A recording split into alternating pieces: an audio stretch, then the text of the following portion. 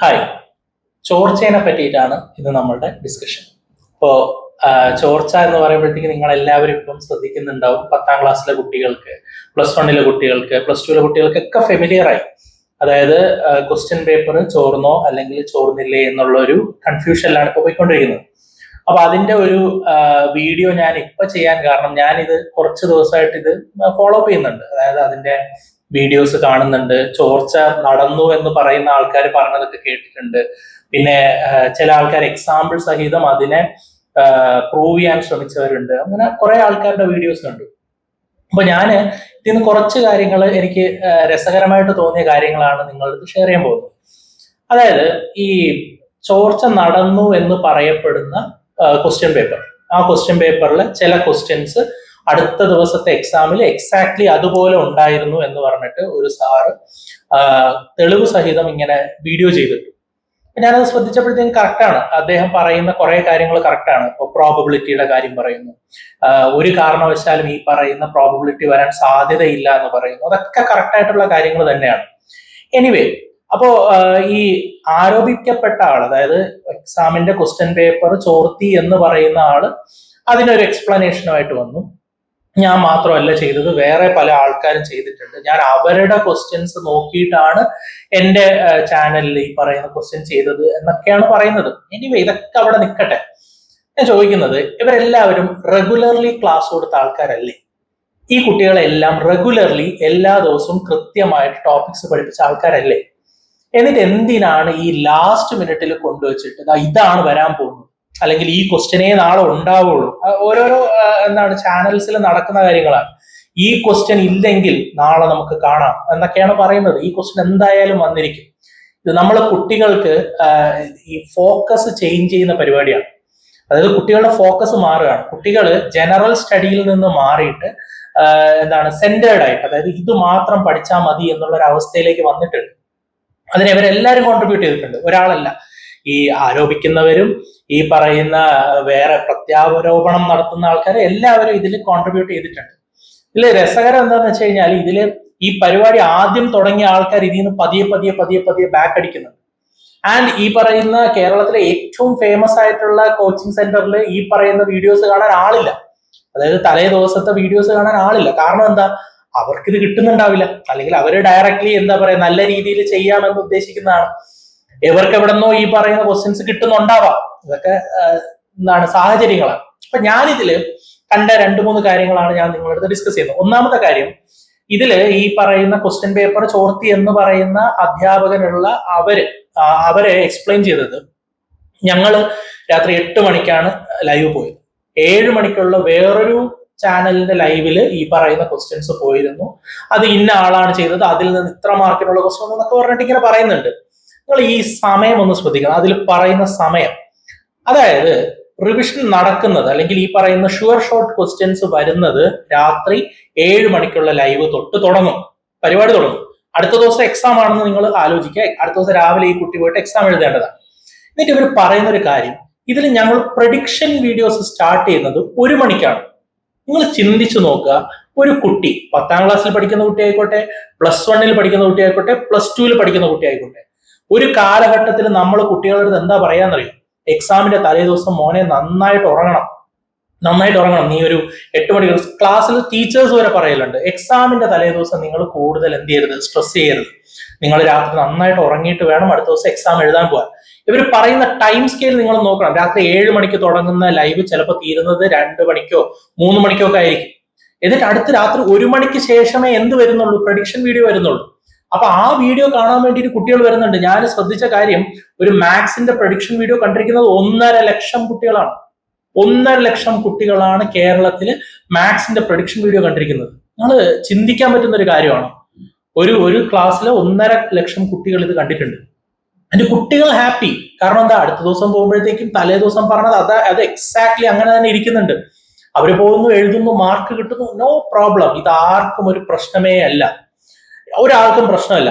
പിന്നെ അടുത്ത കാര്യം എന്ന് വെച്ച് കഴിഞ്ഞാൽ, ഇതിന്റെ ടൈമിംഗ്, ഞാൻ പറഞ്ഞതുപോലെ ടൈമിംഗ് 1 മണിക്ക് ശേഷമാണ്. അപ്പം 1 മണിക്ക് ശേഷം എന്ന് പറയുമ്പോൾ ഈ കുട്ടി രാത്രിത്തെ ലൈവ് കണ്ട് 12 മണിക്കോ അല്ലെങ്കിൽ 1 മണിക്കോ കിടന്ന് ഉറങ്ങിയിട്ട് പിന്നെയും രാവിലെ എന്ത് ചെയ്യണം? 5 മണിക്ക് അല്ലെങ്കിൽ 4 മണിക്ക് എണീറ്റ്, അതൊക്കെ വീഡിയോസ് ആണ്. അതായത് സാറന്മാരുടെ എഫേർട്ട് എന്ന് പറയുന്നത് വീഡിയോ ആണ്. എന്തിനാണ് ഇത്ര എഫേർട്ട് എടുക്കുന്നതൊക്കെ നാട്ടുകാരെ കാണിക്കുന്നത്? എന്ത് ആവശ്യത്തിനാണ്? See that's your job. ഒരു അധ്യാപകൻ കഷ്ടപ്പെട്ട് പഠിപ്പിക്കുക എന്ന് വെച്ച് കഴിഞ്ഞാൽ അത് അയാളുടെ ഡെഡിക്കേഷനും അത് അയാളുടെ ജോലിയുമാണ്. അത് നാട്ടുകാരെ മുഴുവൻ കാണിക്കണം. അതായത് ഞാൻ ഇത്ര രാവിലെ, അതായത് 3 മണിക്ക് എണീറ്റ് പല്ല് തേച്ച് ഞാൻ വന്ന് കഷ്ടപ്പെട്ട് എന്താണ് സ്റ്റുഡിയോയിൽ നിന്ന് ക്ലാസ് എടുത്ത് കുട്ടികൾക്ക് എന്താണ് ക്വസ്റ്റ്യൻ പേപ്പറുള്ള ക്വസ്റ്റ്യൻ അതേപോലെ പറഞ്ഞു കൊടുത്ത് എന്ത് എഫേർട്ടാണ് എടുക്കണമെന്ന് ആലോചിക്കണം നിങ്ങൾ. സി വരാൻ സാധ്യതയുള്ള ക്വസ്റ്റ്യനുകൾ കഷ്ടപ്പെട്ട് തപ്പിയെടുത്ത് കൊടുക്കുന്നതാണെങ്കിൽ കുഴപ്പമില്ല. ഇത് നാളെ വരുമെന്ന് ഷുവർ ആയിട്ടുള്ള ക്വസ്റ്റ്യൻസ് കഷ്ടപ്പെട്ട് രാവിലെ എണീറ്റ് ചെയ്യുന്നുണ്ട് എന്നൊക്കെ വീഡിയോയും അതിന് മ്യൂസിക് ഒക്കെ ഇടുന്ന ആൾക്കാരെയാണ് നമ്മൾ ലോകത്ത് കാണേണ്ടത്. കുട്ടികളെ ഇങ്ങനെ എന്താ പറയാ ഒരു കോക്കസിനുള്ളിൽ കൊണ്ടുവന്ന് അവർക്ക് പിന്നെ രക്ഷപ്പെടാൻ പറ്റാത്ത രീതിയിൽ ആക്കുന്ന പരിപാടിയാണ്. നിങ്ങൾ ശ്രദ്ധിച്ചാൽ മതി. ഇപ്പോ ഈ +1 +2 കഴിഞ്ഞ് പോണ കുട്ടികൾക്ക് ആക്ച്വലി ബിടെക്കിന് ജോയിൻ ചെയ്ത് കഴിഞ്ഞാൽ ബിടെക്കിന് ട്യൂഷനായി, ബിടെക്കിന് പഠിപ്പിക്കാൻ ആൾക്കാരായി, ബിടെക്കിന് എന്താണ് ഡാൻസ് കളിച്ചും പാട്ടുപാടിയൊക്കെ ക്ലാസ് എടുക്കാൻ ആളായി. ഇനി അടുത്ത ഒരു ലെവൽ എന്ന് വെച്ച് കഴിഞ്ഞാൽ MBBS-നോ അല്ലെങ്കിൽ ഈ പറയുന്ന ഡെന്റിസ്ട്രിക്കോ അല്ലെങ്കിൽ ആയുർവേദത്തിനോ ഒക്കെ എന്ത് വരും? ഓൺലൈൻ ട്യൂഷൻസ് വരും. ഓൺലൈൻ ട്യൂഷൻ വന്നുള്ള രസം നിങ്ങളൊന്ന് ആലോചിച്ച് നോക്കിയേ. കുട്ടികൾ എന്താണ് ക്ലിനിക്കും അല്ലെങ്കിൽ ഈ പറയുന്ന ലാബും ഒക്കെ നമ്മൾ കാണിച്ചു കൊടുക്കുന്നതൊക്കെ നിങ്ങളൊന്ന് ആലോചിച്ച് നോക്കിയേ. പോസിബിൾ ആണോ എന്ന് വെച്ച് കഴിഞ്ഞാൽ ഇവർ അതും ചെയ്യും. ആ ലെവലിലേക്ക് എത്തിയിട്ടുണ്ട്. സി എപ്പോഴും ഒരു കാര്യം മനസ്സിലാക്കുക, ഒരു പ്രൊഫഷണൽ കോളേജിൽ എത്തിയ കുട്ടി എന്ന് പറഞ്ഞു കഴിഞ്ഞാൽ അവൻ സ്വന്തമായിട്ട് പഠിക്കാനുള്ള ഒരു കപ്പാസിറ്റി വേണം. എല്ലാ കാലത്തും ഇതെല്ലാം പഠിപ്പിക്കാൻ ആരും ഉണ്ടാവില്ല. അപ്പം ഇത് ഇവിടുന്ന് തുടങ്ങണം.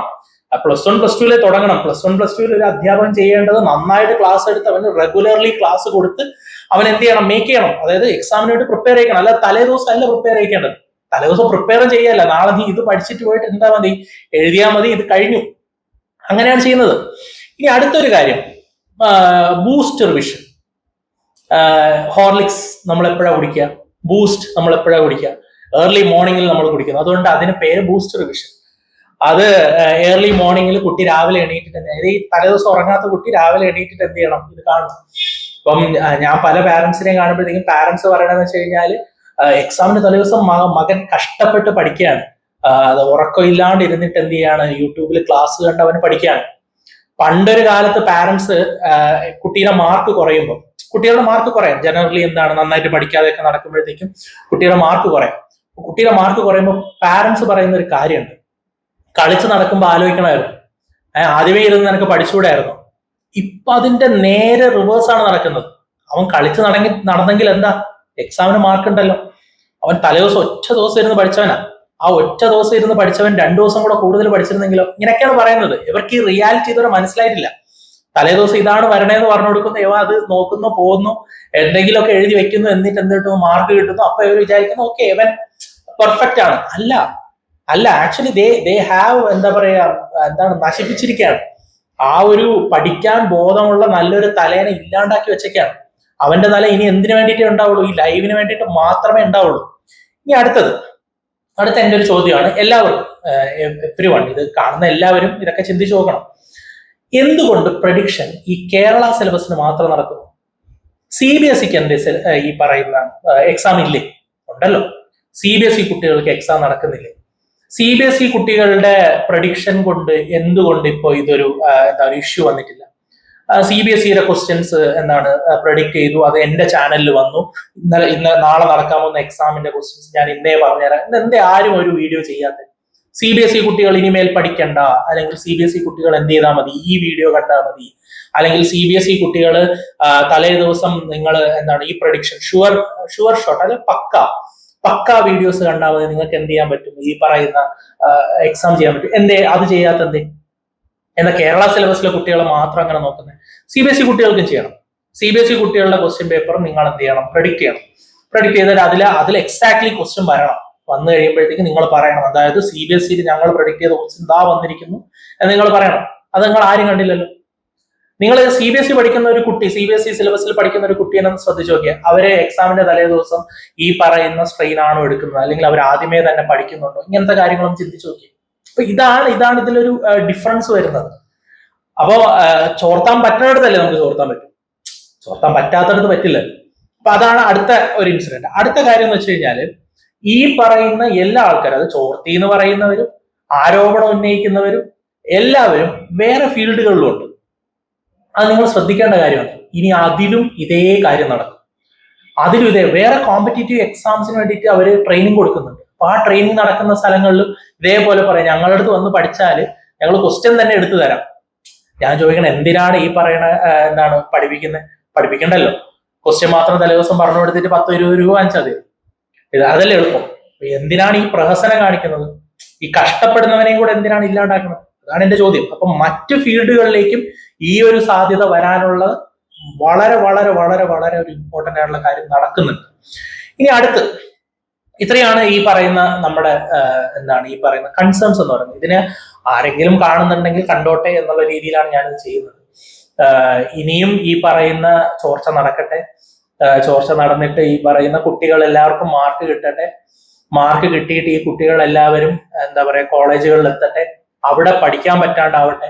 അങ്ങനെ പഠിക്കാൻ പറ്റാണ്ടാവുമ്പോഴേക്കും എന്ത് ചെയ്യട്ടെ, അവര് അതിന് ട്യൂഷൻ കൊടുക്കട്ടെ.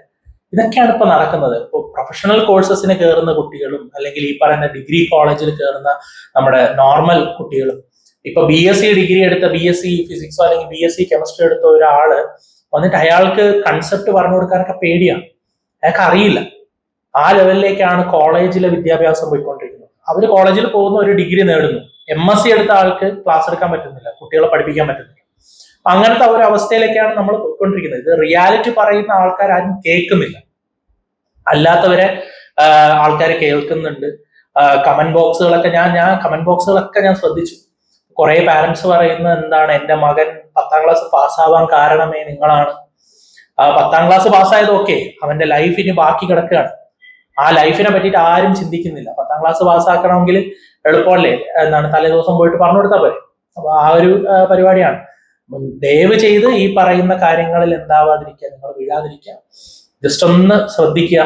ഈ പറയുന്ന കാര്യങ്ങളൊക്കെ നമ്മളുടെ പഠനം അല്ലെങ്കിൽ ഈ പറയുന്ന എഡ്യൂക്കേഷൻ സിസ്റ്റത്തിനെ നശിപ്പിക്കുന്ന പരിപാടിയാണെന്ന് ചില ആൾക്കാർ പറയുന്നുണ്ട്, നല്ല രീതിയിൽ പറയുന്നുണ്ട്. ചില ആൾക്കാർ പ്രൂഫോട് കൂടി പറയുന്നുണ്ട്.